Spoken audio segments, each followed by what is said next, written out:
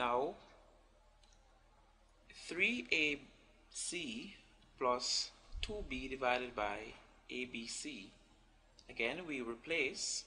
In this case, as you can see, this one is a fractional one, and so like I said, the questions can come in many different forms, and if you really understand the different forms or understand the operations and the order of operation, then you shouldn't have a problem basically in ascertaining or evaluating or finding the value of the expression.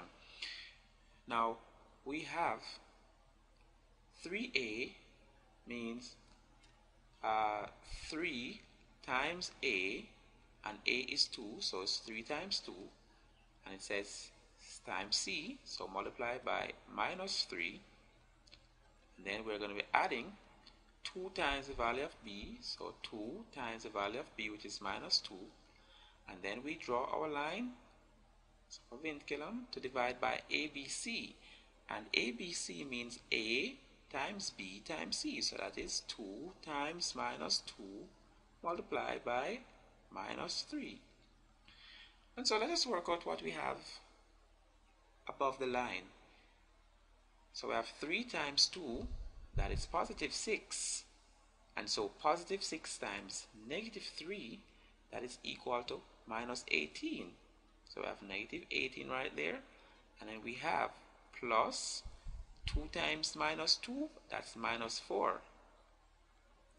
And then to this we are going to be dividing by 2 times minus 2, that's negative 4, and negative 4 multiplied by negative 3 gives positive 12.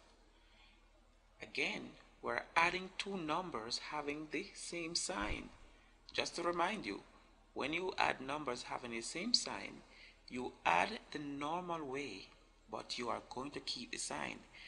So negative 18 plus negative 4 is the same thing as adding 18 to 4, which is 22, but the sign is a negative because it's attached to both 18 and 4. So we will end up with a value of negative 22 divided by positive 12. And the same rules that govern multiplication of signs will also apply to division. When we divide, of course, will also apply to division basically. So a negative divided by a positive will give a negative result. Now if you are going to simplify this, we need a value that can go into both negative 22 and 12 at the same time without a remainder.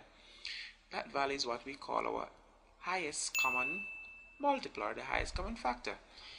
And in this case, the only number we can think of is 2.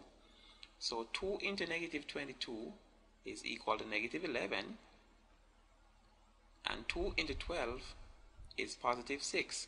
Now we can't go a step further because 11 is prime but 6 is not, so there is no other number that can go into 11 and 6 without a remainder.